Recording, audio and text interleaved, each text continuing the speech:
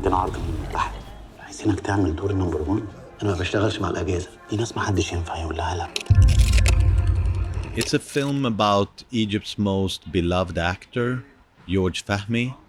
He's at the top of his career, and he gets an offer to play the sitting president in a propaganda film about his rise to power.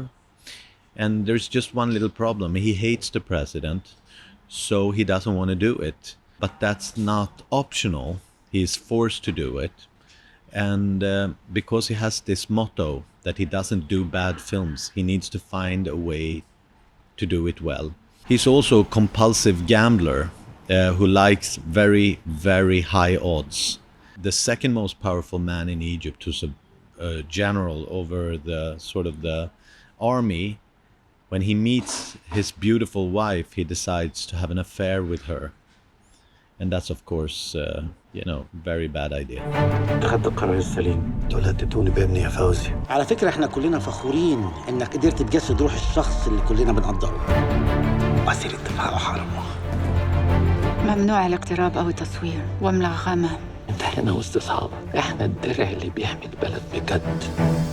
احنا نصور الجمهورية. It's actually a bit surprising maybe, but I took inspiration for this film of my experience of working in Hollywood. You wouldn't think, but that system is also very sort of tightly controlled and run by big mechanisms. So a lot of the situations in the film are things that have happened to me while directing these big television series that I have done in America and this action movie I made there. And it's not so different. I think that throughout art history, it's only the rare exemptions where artists have truly been free. Most artists works on commission of great power. If you think of Michelangelo, doing the Sistine Chapel, he has a very clear, sort of mission: make people believe in this religion and in God, make them believe.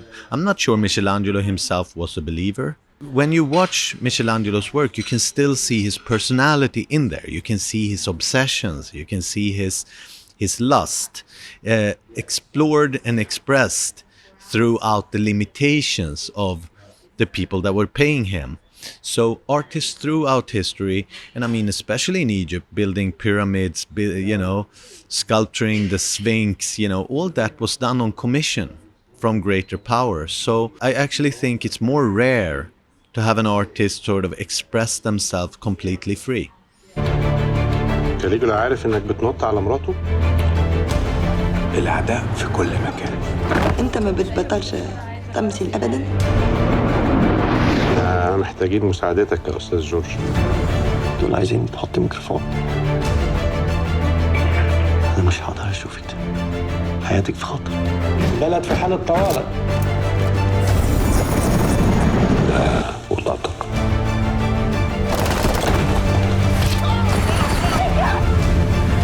When I write, I surprise myself. It's something I learned from the person who taught me how to write, Stig Larsson. He always said, you can never know yourself what's going to happen, because then the process become boring and the work that you produce become boring. So what I do is I walk into the story together with the character. So I set up the character and I say, okay, this character is a compulsive gambler. He likes high stakes. He's also an actor, so he's a professional liar. Okay, that's what he does. He's very good at it. One of the best in the country at lying. And people actually believe what he says. So if he meets a very beautiful woman with a very dangerous husband, as a gambler who likes high stakes, I mean, what will he do? So when you walk into that scene, I'm like, oh no, George. Oh no. Don't look at his wife. I recommend you not to look at his wife. Oh, interesting. I'll remember that advice. And then, of course, rest is going to lead into an absolute catastrophe.